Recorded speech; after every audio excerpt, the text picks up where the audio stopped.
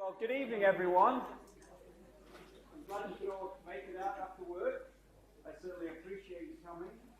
I'm very excited tonight, even more excited than I usually am, to really introduce, I guess, the second installment of the Future Food Beacon's Food Tales series.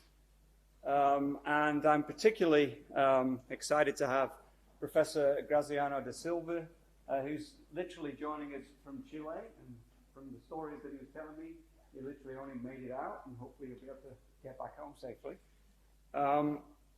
Rather than me introduce Graziano, I'm actually going to let Dr. Teresa Campello introduce Graziano, because they've known each other much longer than I've known Graziano. And for those of you who don't know Dr. Teresa Campello, I'll just briefly introduce Teresa. So she's an economist, she's a doctor of public health, international consultant on social development. She's also a professor and a research associate at the Oswald Cruz Foundation in Brazil. And we're very lucky to have had Teresa for a year and a bit at the Future Food Beacon as a visiting senior fellow. But I guess perhaps most significantly, though Teresa's had a rich career, she was a minister in the Brazilian government from 2011 to 2016 in social development. And I think the nice connection I think here is that I think Teresa took the ministry over from Graziano when he moved to become director of the FAO Latin America, and then went on to become the general director. So I'm going to hand over to Teresa and let Teresa make the formal introductions.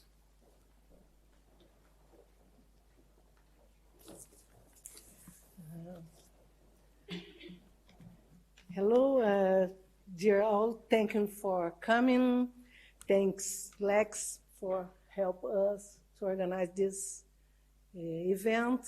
And thank you, Graziano. Thank you very much for coming. Welcome to University of Nottingham. Welcome for Robin Hood Land. And we know you are in a very long journey from Chile, and it was a big effort to stay here. Thank you.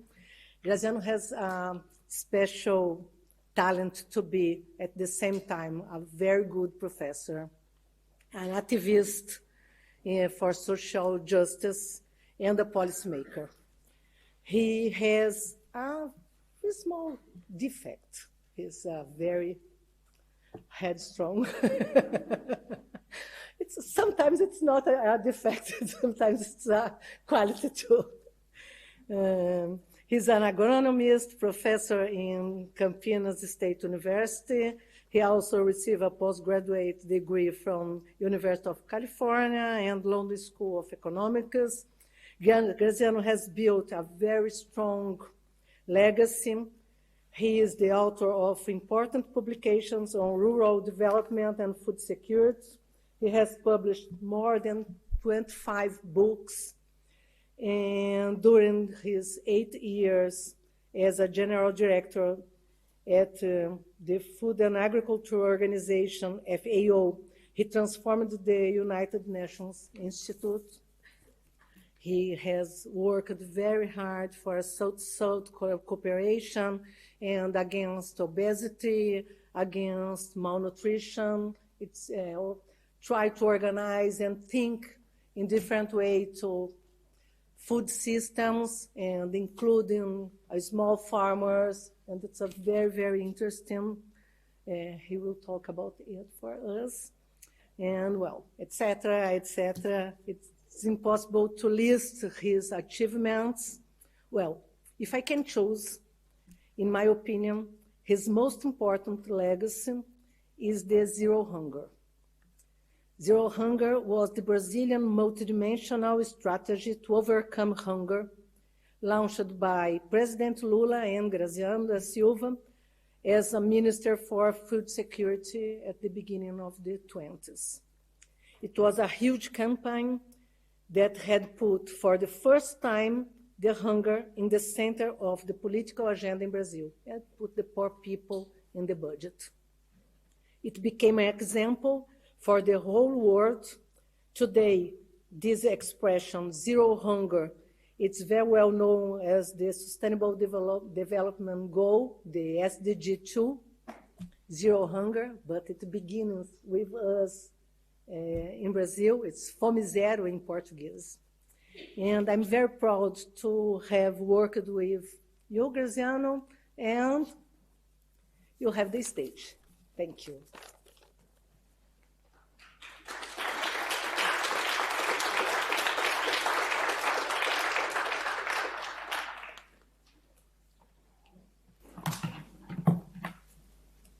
Well, thank you all for being here today. My special thanks for Professor David Salt and my companion Teresa, that we worked together many times in the last 30 years or more. I'll not tell how many.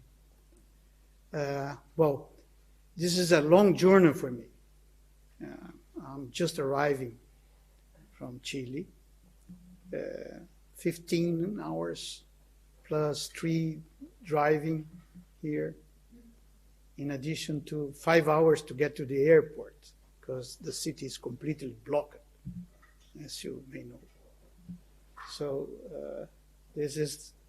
I'm standing here for some time. I hope that all this was a compromise made with Professor David when he visited FAO. And I learned about this beacon of the future of food in Nottingham. It was exactly the same name of the seminar you attended. And that started with a seminar in beginning of February in California to elaborate a bit about where we should concentrate our efforts nowadays in this very specific moment that is a big change in our food systems. As you may know, there is a lot of technical improvements on nutrition issues, studies, but also on food technology. And as usual, in those moments, there is a gap between the innovation process that is an individual and private issue, especially in the capitalist system, and the regulation that is a more consensus and collective issues that naturally takes much more time than the innovation. So my view, what we are seeing in this moment, and I will try to clarify that is this gap between the innovative process that is leading the food systems in big transformations and what is behind it, sustaining it. That's our laws, regulations, institutions, university, what we are teaching about, and so on. So this is the problem that does not match anymore. I will go through this process. Let me start saying that hunger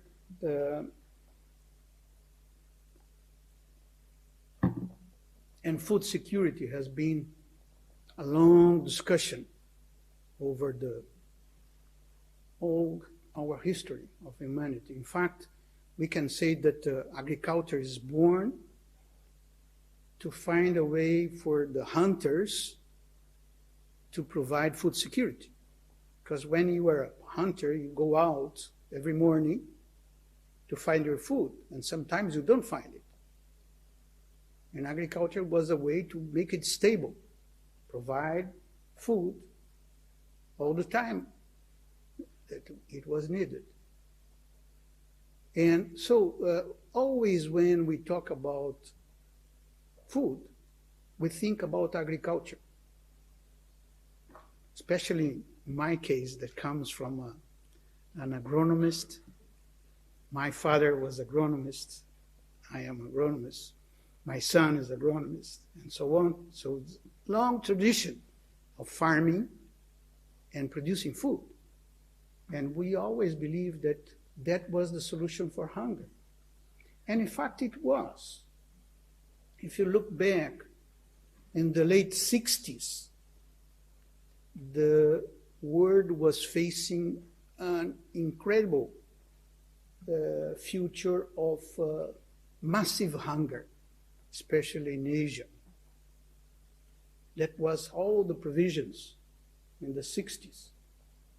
And then we found a man, not the man, but he symbolized Norman Borlaug, that probably you have heard about.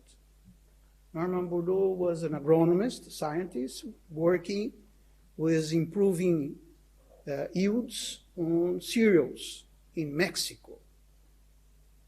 He had a brilliant idea. He took the varieties that are smaller and said, well, this energy that they don't consume in growing, we should canalize it to have more grain, produce it.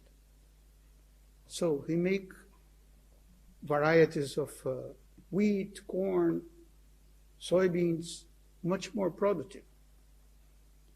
And to support this increased productivity, we started to use chemicals. That was named the Green Revolution. The Green Revolution was a very successful approach to increase food production. In 10 years, we not only overcome all the deficit of food production, but also, in addition to produce more than enough food that we need, we started now to increase production in the sense that nowadays we produce about all the necessary to feed everyone until 2015. And we throw out about 1/3 of all we produce. This is lost or waste in different parts of the food chain. But the Green Revolution came with a price that you must know. The environment, damage to the environment, damage to the natural resource, use of land, intensive use of land that turned to degradation of land. About 1/3 of all the pastures now they are considered degraded in tropical areas, Latin America and Africa especially. Water. Agriculture consumes about 70% of the fresh water of the world nowadays. And there are many regions that do not have water to drink anymore. Chile is a good example. I used to live in Chile 10 years ago, and I came back now, and the north part of Chile, frontier with Peru, is based now on desalinization water, water taken from the ocean that is desalinized to be used not for human beings, but for agriculture purpose and mining. So this was the impact of the Green Revolution, and we started to question this, the use of what is called pesticides and other issues, and with solutions like the organic food and so on. But those solutions had not proven enough. They are important, let's say, progress made, but didn't solve it. And the numbers that we have nowadays are terrifying. If you look of the flagship publication of the Food and Agriculture Organization, this year, 2019, it's available on the website. It's called SOFI, S-O-F-I, SOFI 2019. If you Google it, you can download the short version or the full version. There. Well, SOFI shows that hunger is increasing again. unbelievable that after we decided to eradicate hunger, as Teresa mentioned, zero hunger is now the goal number 2, we started to increase hunger again. And this is due to the fact that hunger is now caused by conflict, human conflict, basically. 2 out of 3 people that are hungry in the world nowadays live in countries under conflict, wars or internal conflict, or disruptions, social disruptions. So hunger is increasing. We have about 820 million people hungry nowadays, despite we throw out 1/3 of the food we produce. And there is more than enough food for all. And also it's not only hunger, and that is the problem nowadays. Hunger, we know what to do. Hunger comes from, nowadays, conflict and impact of climate change on agriculture production. Areas affected by prolonged drought and so are the areas of hunger. We have basically Africa and parts of Asia. But there's another even worse epidemic issue growing faster than ever. It's obesity.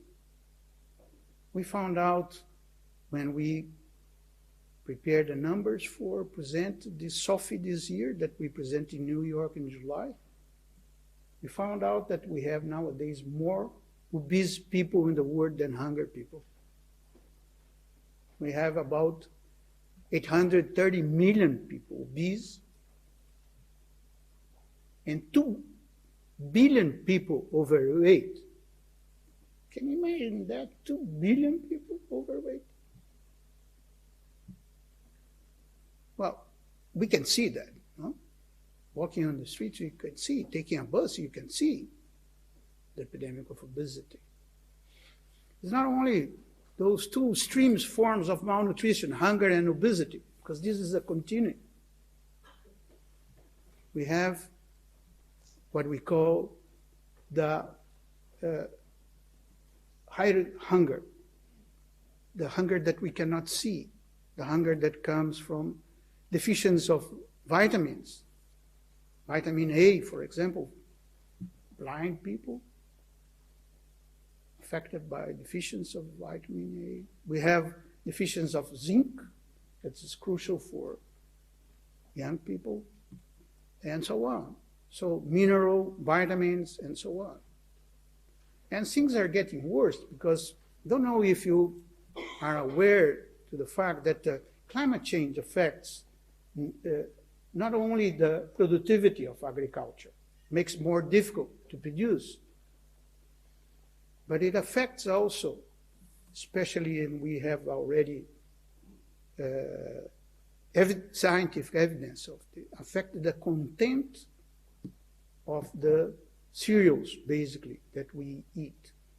We eat basically 4 cereals: wheat, maize, soybean, let's see one, rice, and potato. These make 4 cereals, and potato makes about 80% of all the food we eat around the world.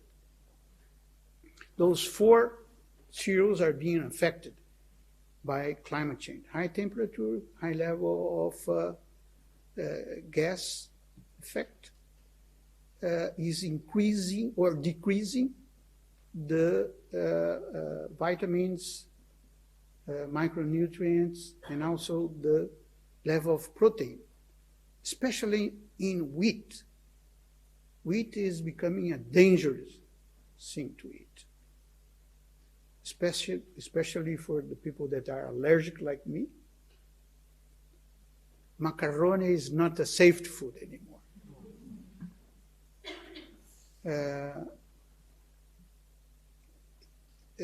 The evidence already available shows that about a 20% decrease on the level of vitamins, micronutrients, and protein in some variety of wheat that grows in the Near East region. That's the origin of the wheat. So, all those things together, we need to take a look for a more global view on what we call food systems. So it's not the wheat, it's not the climate change, it's not the agriculture side of production, it's all those things together. And we call this food system. Unfortunately, I have a slide that I cannot use it because I was not able to download it when I can. But I'll promise you to send. That shows what means food systems. You probably have heard about, and you know that usually we call food system, someone say, from the farm to the fork. Go from the production side until the consumption side, until the restaurant, distribution. This is not food system. This is part of the food system. This is the part we see. This is the backbone of the food system. It's the technical part. And always we are trying to look to that part. Where are the problems? And there are a lot of problems. As I said, 1/3 of the food is lost or waste due to inefficiency links between transportation, storage, production. So there's a lot to do on the technical areas. I'm not saying that there's no problem to be solved on the technical areas. What I'm trying to say is that the things that regulate this backbone is where the problem remains in this moment particularly. We have less regulation, less control, less laws to protect citizens, to protect the food we eat. Let me tell you an example. You go to the supermarket and buy a product. There are some norms there, nutritional facts. Who reads it? I can't read. Most of the people don't read. And you will not realize how much salt it has, how much sugar was added to that product. Saturated fats. Not to say about what we call ultra-processed food. Sausage, for example. Who knows what is inside the sausage? Bismarck, that you have heard about, used to say that if people knew how they produce sausage and cook at the law, there was a revolt against the government. So that is the problem nowadays. The tendency of the systems and the technology is evolving for ultra-processed food. We get food now that we take parts of it, ingredients that are, we decompose the natural products, then we rearrange them in a way that it became more tasty, more easy to storage, easy to transport, and we call this modern food, or sometimes we call junk food, or whatever. But we don't eat anymore an Argentina beef, we eat hamburger, and so on. Less natural products, less fresh products. And when they are available, they are very expensive. When we have the opportunity to, we went to the pub. My last experience before this one in Nottingham. In a pub, I arrived in London at about 11 o'clock. Was nothing open, and I went to a pub. And I saw there in the menu, quinoa salad. So, wow, things are changing. But this was at the very end of the list of a menu. of many different kinds of sausage, hamburger, blah, blah, blah, the salty food. Today was the same. I found a green salad there, but the list was the exception and was very expensive. More than the hamburger, 2 or 3 times more. That's what has happened. So who we should blame for that? What's the protest league should do? I have a friend that says that don't blame the food system. They are doing exactly what they were asked to do. Produce more profits.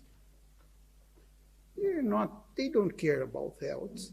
They don't care about public issues like obesity. So this is the point that I want to make.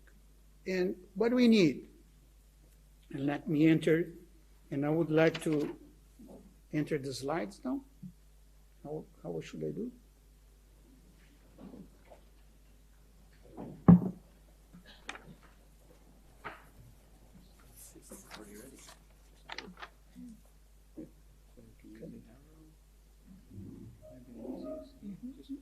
This is the last one.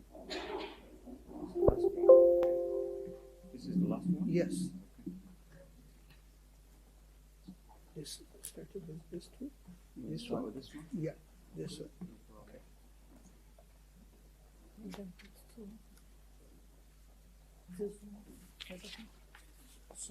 Okay, okay. And come to the next one. Yeah, perfect. Okay. Thank you. Thank you. I never had such a quality of assistance. Well, I will start with this. You know, easy things are very difficult to define and to agree on a definition. I remember my grandmother that used to say to me when I was young, when I said, I'm hungry, she turned to me and said, you are not hungry, you have appetite. Hunger is completely different. The same is healthy food. So complex to define healthy food. We decided to search for a definition of healthy food in the WTO FAO Second International Conference on Food, 2014. It took about 5 years to get to this slide that you have there, and the next one that I will present it. And interesting that healthy food, I can read to you, but you can find this also in a publication of FAO named Healthy Food. Just Google it, you'll get the slide and the publication and all the details of the definition. But you can see there are 3 lines here regarding the health aspect, regarding the environment impact, and the social cultural aspect. And this is very important because healthy food is not about eating things that keep you healthy and provide you well-being. It's also protecting the environment. We cannot have a healthy food if you don't have a healthy soil, a healthy water, use farming technologies that are not affecting your health. And the planet. We need to protect the planet. We cannot use all the water that we have to produce food and throw it out. So those 3 dimensions and those 16 issues are part of the definition of healthy foods. So very complex, I'll say. I'm emphasizing this because we are in the very beginning to agree. This came out in July this year, 5 years after the 2 organizations, WHO World Health Organization, and Food and Agriculture Organization set the second conference and have been starting working together, working group, to come to this output. But in addition to this, it's very important also to show, well, yeah. What are the actions to implementation of healthy diets? And you have there 10 of those actions. I don't know if on purpose or not, it's missing the 10th. And I will exactly concentrate on the 10th that is missing, the number 10 that should be at the end, very end of this chain. Huh? Yeah, no, it's not the original does not have the 10th, only 9. I don't know why. They stopped it where it should be concentrated on. Because the 10th is trade. Trade. Look at the obesity, for example, where we have concentrate obese people in the world. Small island states, basically, the seed states that import most of the food. When importing food, you try to import the cheapest food available. And it competes with the local producer, the food. This stimulates farmers of local production. This stimulates farmers to produce local circuits of production and consumption. Countries like Tonga, for example, you know about Tonga? Tonga is a kingdom in the Pacific, South Pacific island. I don't know, it's part of the Commonwealth. Tonga, maybe. No? Well, Tonga has about 70% of the population obese. 70%. Last time I visited Tonga, one of the friends there said, we don't know if we are sinking due to the level of the sea that is coming up, or due to the weight of the people living here in the island. And that is all around the world. Small islands, food import countries in Africa. One area where obesity is growing faster than others is poor countries in Africa due to import. And why? Because the regulations that we have on the WTO, that's the World Trade Organization, WTO does not have a mandate on healthy food, just on safe food. So we look for the food to be safety. That means does not have any poison or chemical or something that will affect your health. But we don't look inside the sausage. That is the point. We believe that what is safety is healthy. It's not. There has been, in the last 10 years minimum, a dissociation between safety food and healthy food.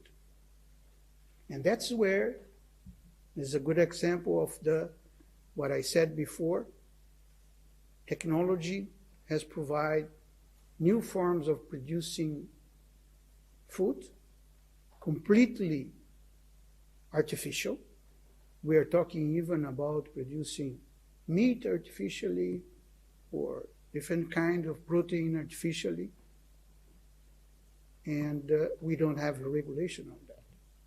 Or even, let me tell you a story. Last time I was in Los Angeles, the beginning of this year, my flight arrived late.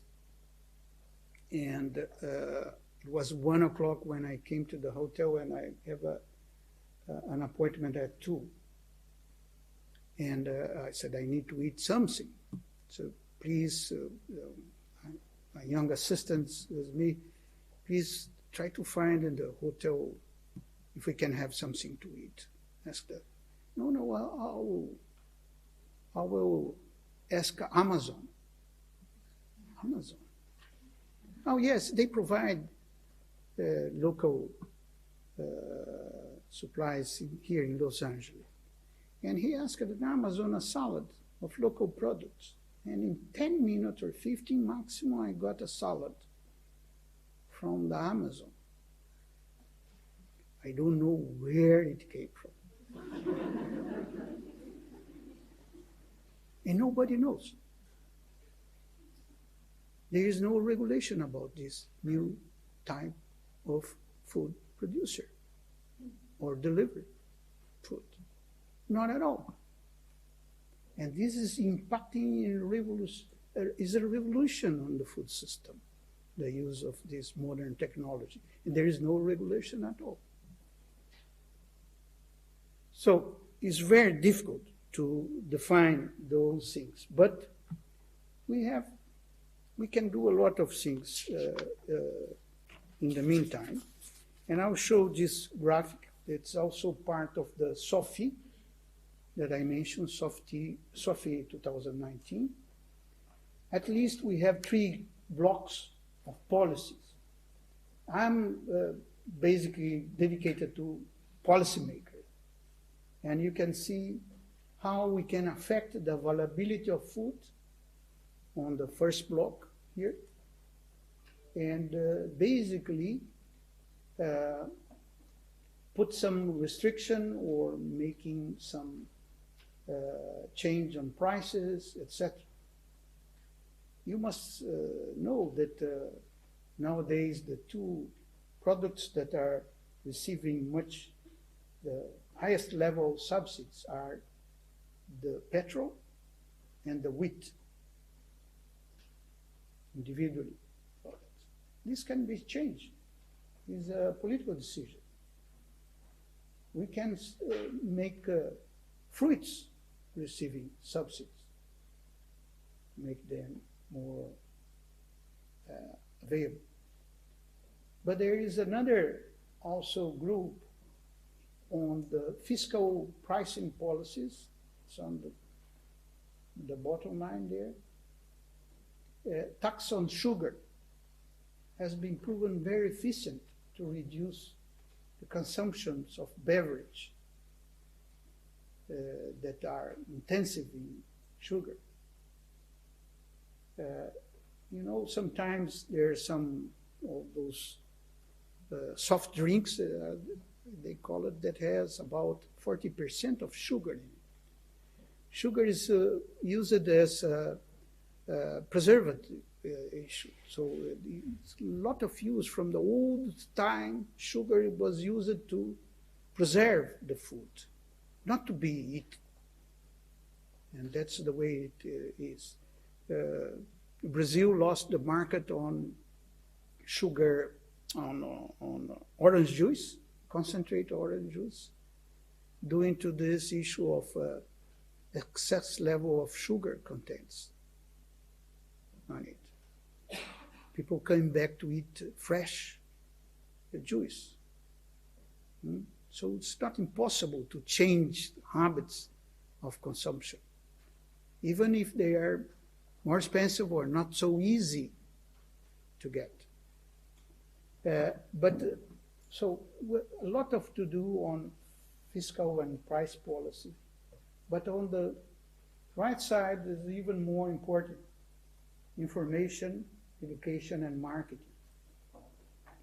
Labeling products has been tested and proven to be one of the most, if not the most efficient policy that we have to change food systems.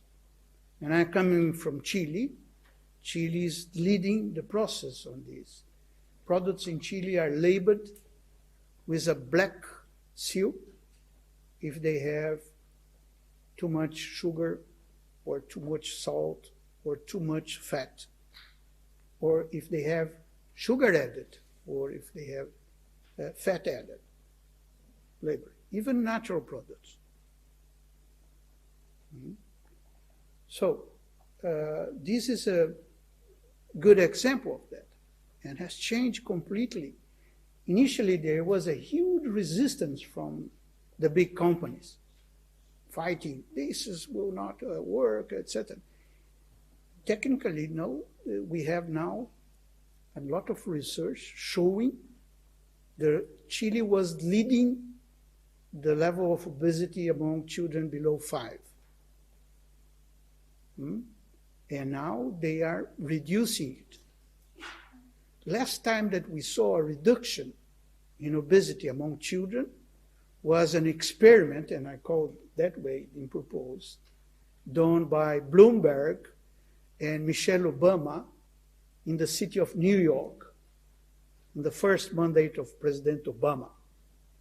It took about 1 year, and they present very good results and were obliged to stop because the Congress regulated that was not for the government to decide what the kids should eat.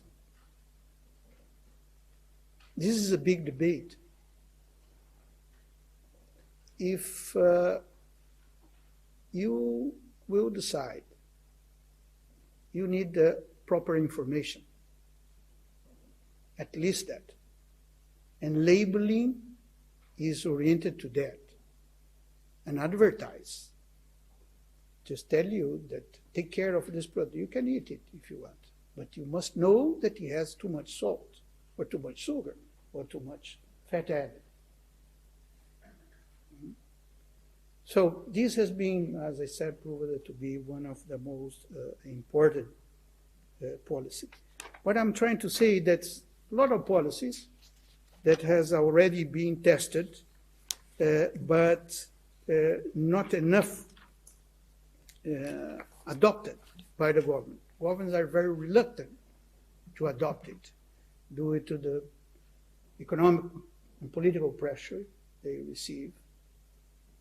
I will close coming back to the trade. That is also the example of trade. We have a joint group between WHO and FAO that's named Codex Alimentarius. You probably know about. That sets all the regulation about the standards that food should.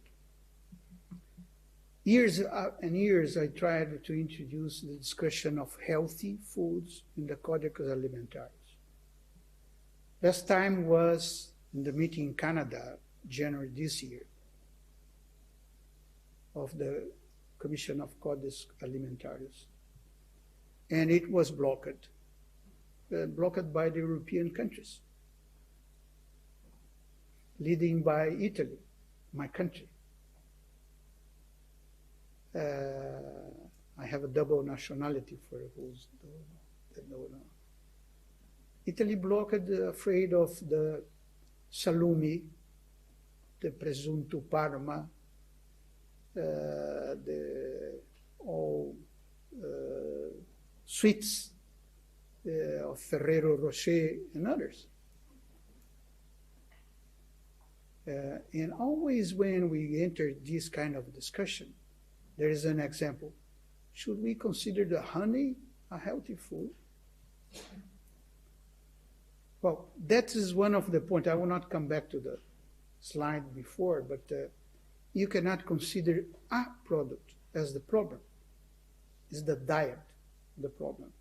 And for that, you need to consider the social and economic environment and the cultural tradition of it. Mediterranean diet is known to be one of the most healthy diet because it's based on products like olive oil and many fish, etc. The Japanese diet is considered one of the best diet by, let me say, Japan is the only developed country that has the level of obesity very low, 4% obesity. U.S. is approaching 30%. So for some reason, the Japanese eat more fish, more fresh products, use less oil, cook with less salt, and so on. So this kind of approach is what we need to follow, healthy diets.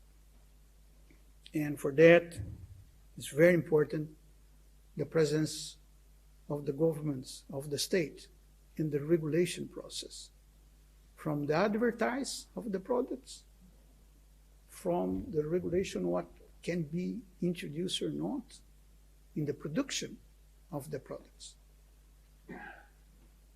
Time of my grandmother, we always knew what we are going to eat because she goes to the garden and picks the products there.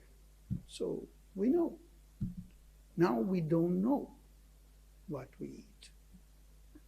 We need to come back to this. We need to take over the producing of food, not in the individual base.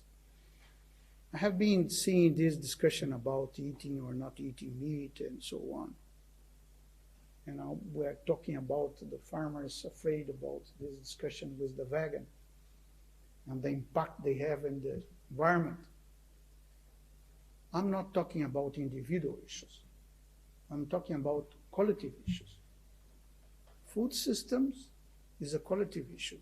If we don't fix the food systems, the regulation of it will not solve individual problems.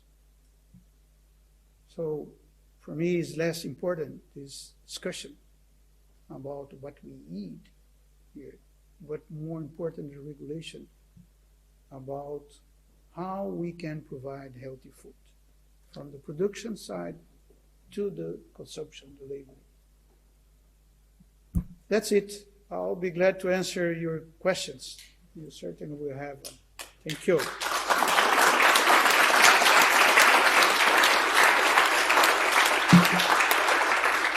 Thank you very much, Graziano. It's fabulous. So lots of interesting stuff, lots of provocative comments and thoughts. So I'm going to open up the floor. We've got plenty of time for discussion. So please, questions. Let's not be shy. Graziano's come a long way to talk to you. What do you think about a vegan diet? What the? Vegan diets. Comments on vegan diets in the context of your talk? Let's get to 2 or 3.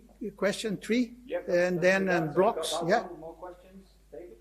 I was interested in your assertion about the cause of hunger in the world, because it's not my expert area, but certainly from what I've read, the main issue is poverty. It's not about warfare, it's not about natural disasters. Climate change is a huge issue. I'm not by any stretch supporting warfare by saying that you realise what I'm saying. But poverty is the issue. People just can't afford food locally. And that's what I've read. So, I was surprised at your findings through the FAO saying that there's actually 2 things, 2 pillars for warfare and climate change. My reading of the situation is poverty is the key driver here. External trade difference between countries, that's a big problem. So maybe the more reading is different. So we'll get one more and then. Yep, one more. Andy. Earlier this year, we had the Eat Lancet report, which suggested that they had the answer in terms of a planetary diet with some quite dramatic changes, at least for some parts of the world, very much reduced intake of meat and animal products, but equally a very dramatic increase in the intake of nuts and pulses. I just wondered, as an agronomist, whether you felt that our environment could sustain such a change in production from animal products to nuts and pulses, and what impact that might have on some of the poorer areas of the world. The richer areas, I don't think there's any doubt we should be reducing our intake of meat, but what impact would that have on some of the rest of the world? Okay, let me get this 3 first. I will start with the hunger issue. I forgot to talk about zero hunger.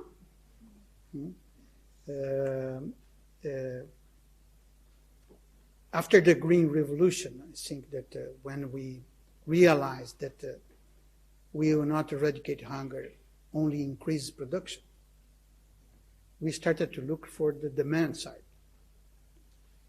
access to food. And we realized that most people don't eat what they need because they could not afford or produce themselves the food they need. So policies that were implemented, I'm talking about the beginning, end of the 90s, beginning of the 2000s, to make cash transfer to poor people, poor family, to allow them to buy products. Zero hunger was basically that. And then the Bolsa Familia, that Teresa enlarged during the second term of the Lula's government in Brazil, is a good example of that. In the beginning was a big resistance, I have to say. People resist to give money to poor people, saying the usual things, that they will get more drunk, that they will spend it in other things. What is true? We had a problem of alcoholism in the beginning of the Zero Hunger. We have a problem of wasting the money. I remember that we made some pilot tests, and we found out that if you give the money to the man, from the point he got the money to arrive to the house, 20% in average was lost. In the way. So we decided to give the card only for the woman. And I was called in, we need to go to the Supreme Court to declare that constitutional, based on the evidence that we had at the time. Now it's generally accepted that the woman should receive the money instead of the man, even in the family where is not a woman present, or not the mother present. But that's exactly, poverty is the main reason of hunger nowadays, still, and has been ever. And Sophie is dedicated to that. I'm sorry that I forgot to say it. Thank you for that example. I think that you're a very good example. Yeah. Very similar example to the women are empowered with that capability like that. How to provide for them. Not just in other situations, that's really interesting. Yeah. Well, the two other that are related, the vegan diets and the Lancet report. First,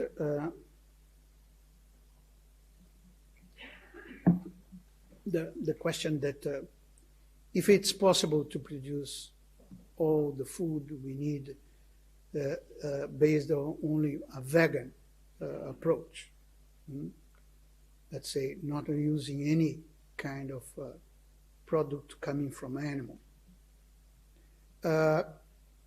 We don't have enough evidence for that till now. This is a question. If you read the IPPC report, this is one of the question mark they put there. Also, they put a question mark if the vegan diet really helps improve the environment. There is also a question mark. There is not enough scientific evidence to say that this kind of diet or that kind of diet, from the impact of climate change, from the climate point of view, makes a difference. For the moment, unfortunately, we don't have.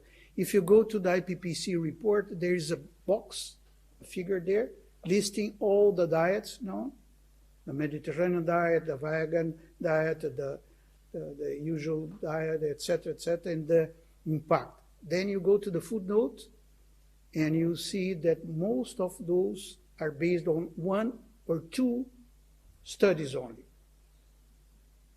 There is not enough evidence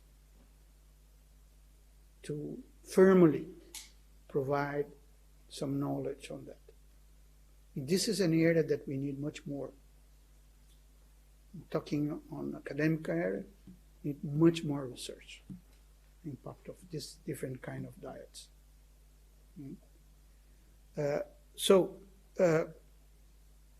I would say that this tendency to eat less meat, or at least less red meat, has different drivers. Health from one side, climate impact from the other, and also this idea that I need to do something. So instead of eating a hamburger every day, I will start to eat a day. Our president in Brazil has another idea about what to do with that, but I will not mention it here. But the fact is that we don't know. Frankly speaking, and I am coming back to academic world now, we need to do much more research on this area to have more evidence about it. As you can see, if you come back, just go down? Yeah.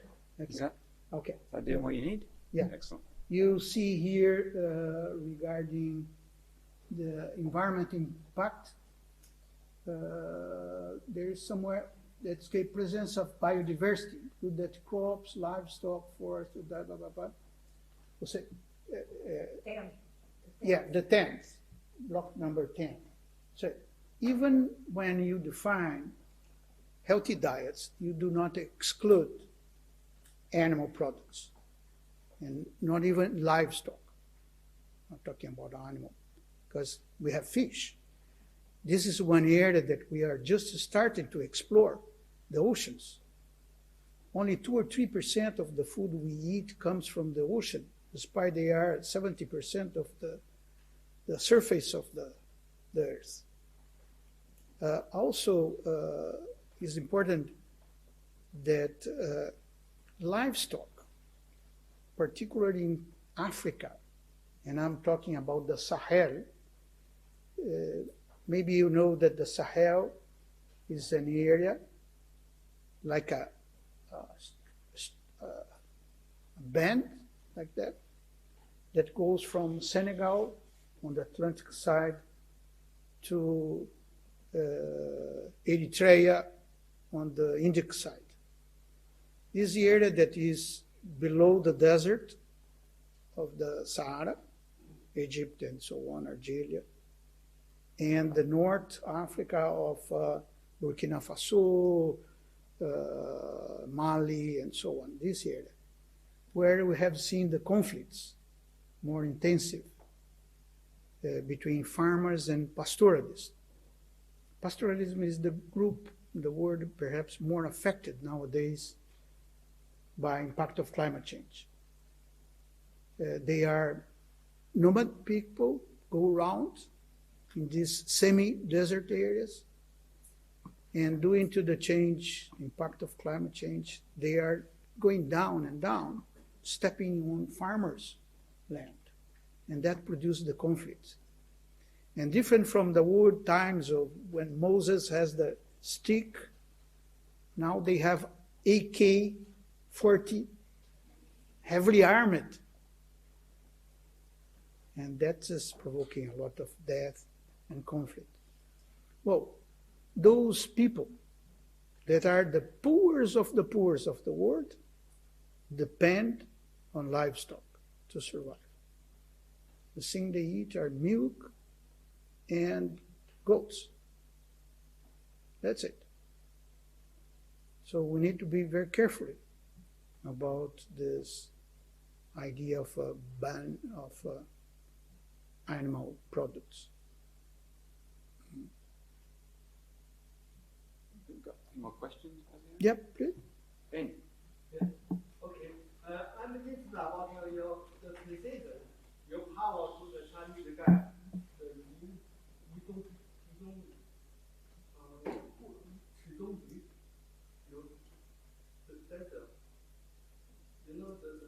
Mm-hmm. The decision happened.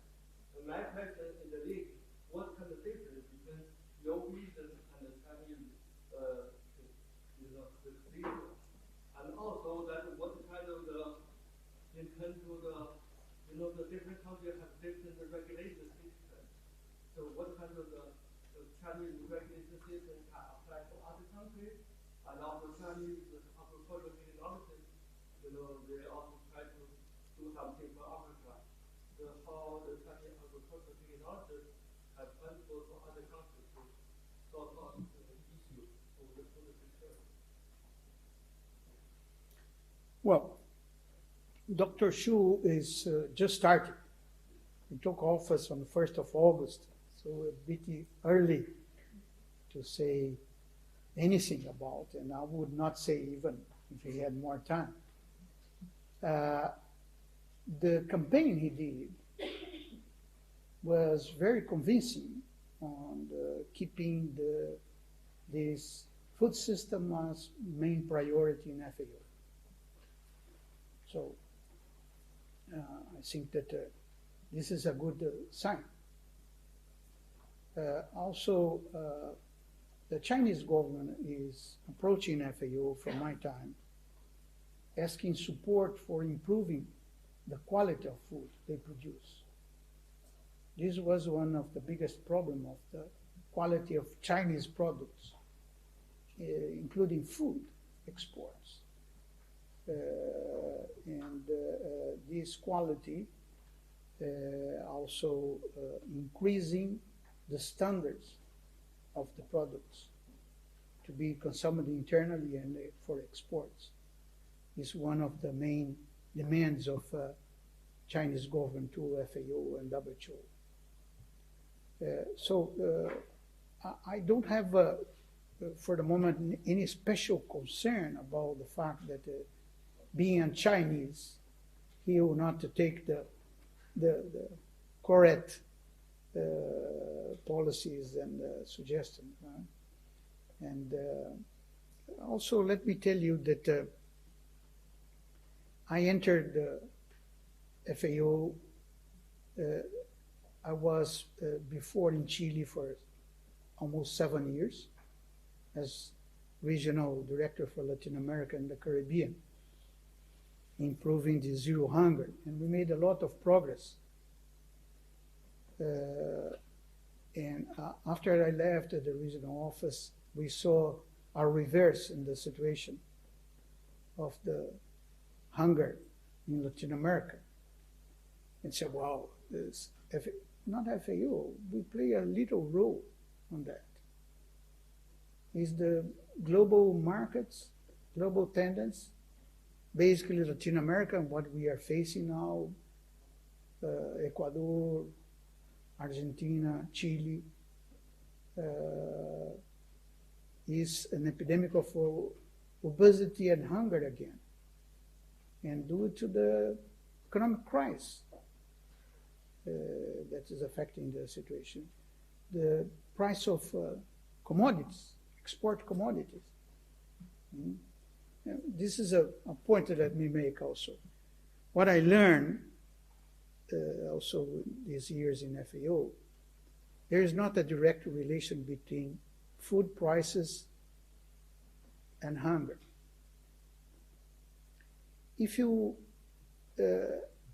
have a less price, make food more cheap, does not mean that you reduce hunger. For one very specific and simple reason that I discovered many years after. Half of the people that are hungry lives in the countryside and are small farmers, subsistence farmers, especially in Africa. In Africa, about 70% of people that suffer hunger are farmers, subsistence farmers, that does not produce enough for themselves and their family. So we saw during the peak of prices of food between 2008 and 2014, a decrease of hunger. So providing farmers a better remuneration for their work is part of the future of food that we need. We need to pay more if we want healthy food, fresh food, diversified diets, and so.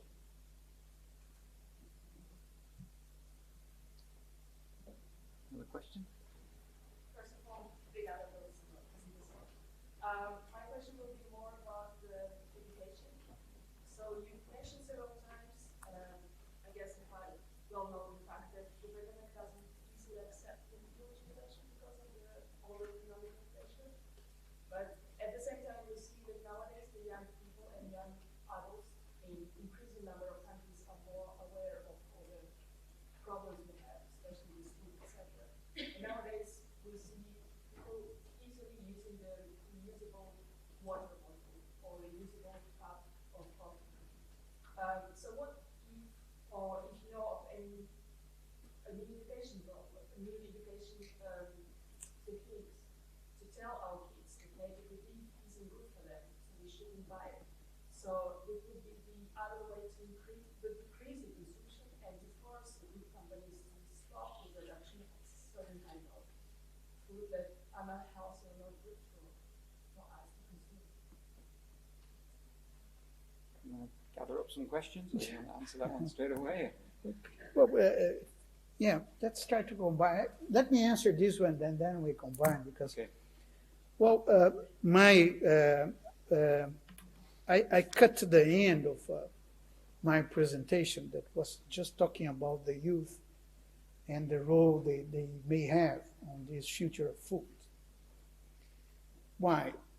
Because for the first time in our history, we have the opportunity to eradicate hunger and all forms of malnutrition. We really have it. And it depends on what we do. As I said before, hunger is concentrated on conflict areas. This is man-made. Can be stopped. Also the same, we cannot avoid a drought, but we can avoid a drought to turn to famine. This is ideas from President Lula that knows very well about it. So we have a lot of policies that we can implement to, let's say, circumscribe the impact of climate change on food safety and food security. The problem is also that we have the opportunity in this new generation not to eat because we are hungry, because we have appetite. There is a more ethical approach nowadays coming to food. Food means much more culture. Food means much more congregation of people. So the ethical dimension of food, for me, is an important part of the future of food. And I think that the youth are bringing this, as you said, reducing the consumption, for example, of some products that really have an impact. The case of meat, red meat, livestock, is the consumption of water on one side, and also the deforestation associated to that. We started to revise in FAO the numbers of the impact of producing red meat. If you take the feedlots, you have one impact. If you take the cows that are using pasture land, like we have in Argentina, Uruguay, for example, is a completely different impact. Similar to a culture, does not have more impact. And what is really the main point of meat to impact the environment is not the destruction of forest land. When you expand the area of pasture, cutting forest, like Brazil. That's the traditional case. Brazil, Paraguay, and most of Colombia, the three more important of that. Okay, so maybe we gather up, what, 2 questions, and then, we'll let Graziano rest.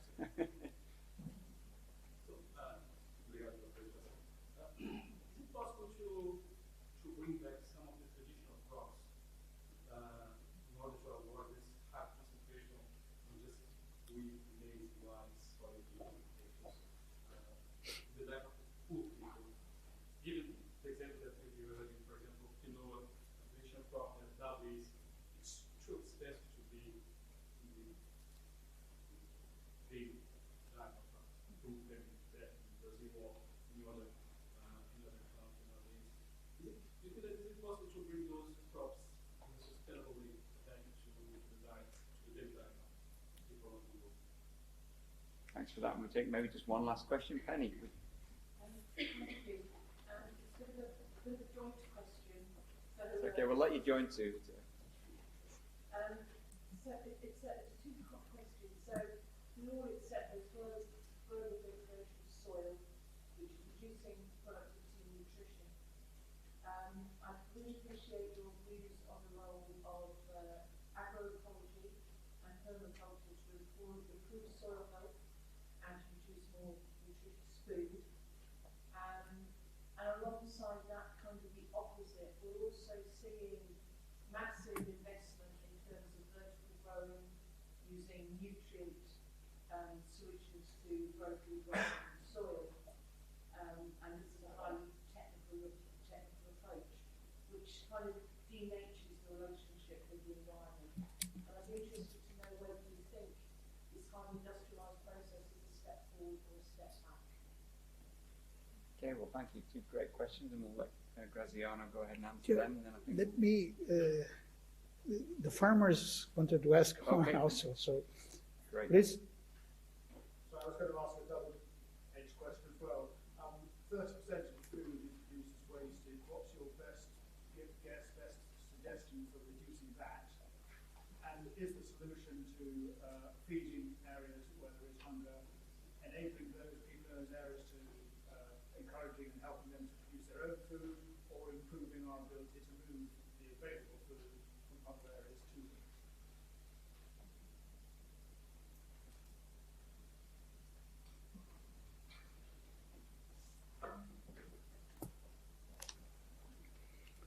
Okay.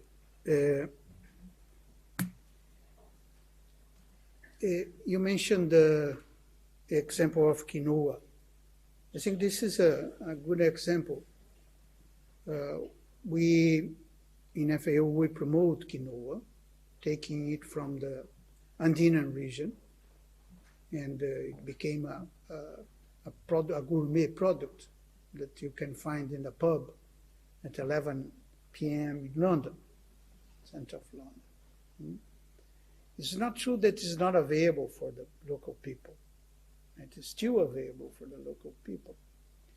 The big problem of this is the distribution. Those products, we don't have a good distribution of this product. It's not available, it's very costly, because there is no scale in the production side and the distribution side. What we did in FAO, from the 3 countries that used to produce quinoa before 2013, that was Chile, Peru, and Bolivia. We have nowadays about 80 countries producing quinoa, because we adapt the seeds and took the seeds to different parts of the world. So we believe that the quinoa will be available, more available. But the problem is that take those 5 crops that I said. They are not only the 5 crops that we eat, 80% of the food we eat. They are also the 5 crops that receive almost 100% of all the research for investigation, for all the attention of the public sector. You will not see many people working on research about varieties of quinoa. but you'll see many people working on corn, on potato, etc., with the justification that is what we eat. So business as usual will not solve the future of food. We need a really radical transformation on this. And this includes bringing back what we call forgotten food. There is about 7,000 species that can be used for feeding people and animals. And we are using 100. So there's a lot of space open for that. But this needs a lot of efforts and political decision also.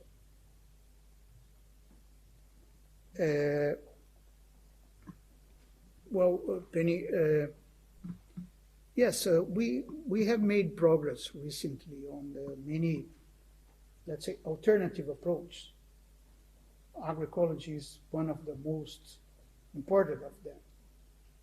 And we have been working in FAO for the last years to promote agroecology, despite the huge opposition of some countries also. But we did some progress. We have now some norms and standards and regulations about agroecology, how to promote it, etc. I don't think that we will stop this process of agro-industrialization. I would be happy if we could make it more transparent. It is completely out of regulation. In fact, we don't have enough regulation on this area. And as I said, we are lagging behind the new technology. So we need to improve this area. Clearly, we know that what is called ultra-processed foods is the main reason for obesity. And except a few countries here and there, Canada, that put a ban on saturated fats, except those, let's say, exceptions, we don't have any regulation, even for some products that could be considered not healthy, like the use of sugar or salt. That's unanimous, that we know. So I really believe that what we need to do is to put much more regulation on those areas instead of stopping or not permit to. This is a tendency. And the tendency related also to the urbanization process. It's not all people that can go and take the lettuce from the garden.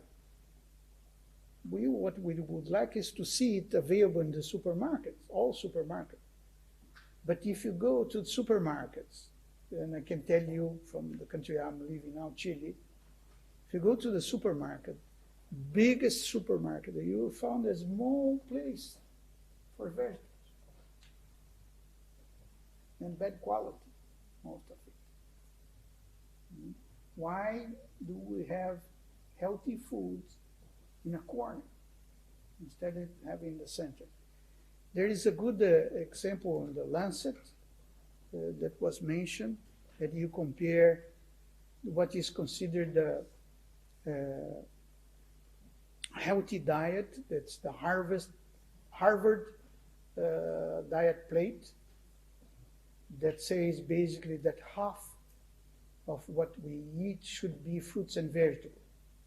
If you look for what we produce, more than half that what we produce are cereals and potato and roots in general. So it's completely, they don't match what is healthy and what is produced. No. We need to reorient the production side. And this can be done by stimulus, price, taxes, and so on. Why we should continue to give money to the wheat and not for the quinoa? The answer is not technical.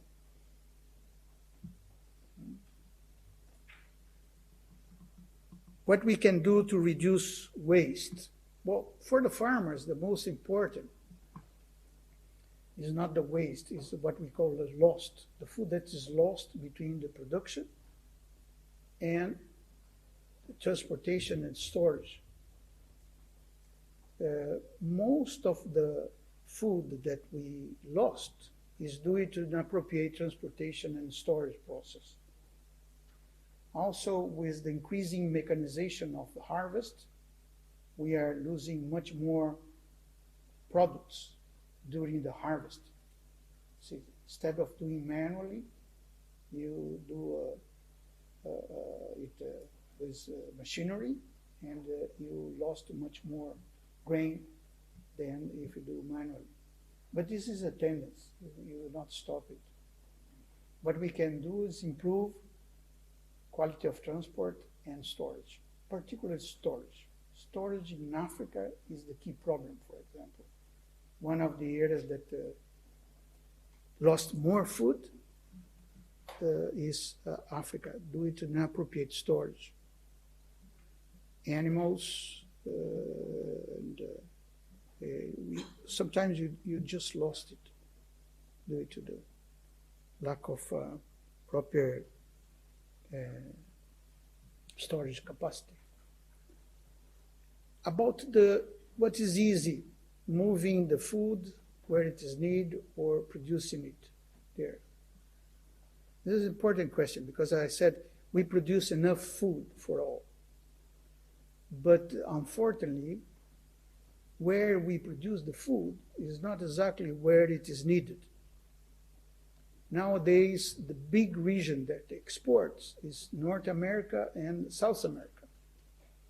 Mercosur countries and US and Canada, altogether they respond for about 2/3 of the commodities exported, food commodities exported nowadays. And this is concentrating more and more. So it's difficult to compete with this technical capacity of exports from these areas that provide you locally the product with a low price available. And there comes the role of an important actor that we are not paying enough attention to it, that are the cities. I believe that in the future of the food, the cities will be at the center. Because it's in the city that you eat. 80% of the food nowadays in the world is eaten in cities, especially big cities. And most of the cities does not have any kind of regulation to deal with the food they provide to their citizens. There are good examples of food agencies regulating food in Arab countries, for example, Emirates, but also Chile, another country that has a agency. Like you have a central bank for the money. Why not have a central bank for food? Huh? This is the idea.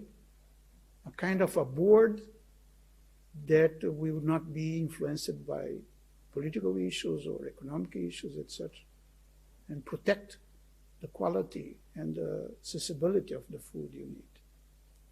But back to the point, my opinion is that we need to do much more at local level. That means cities. And I am fun about the possibility of providing fresh food locally produced. One of the best programs of the Zero Hunger that was implemented in Brazil was buying locally from family farmers. We implemented that in the school meal programs, for example. Instead of having the food centralized, we decentralized the program and give the money to the school to buy in the neighborhood, sometimes from the families of the students that are in the school.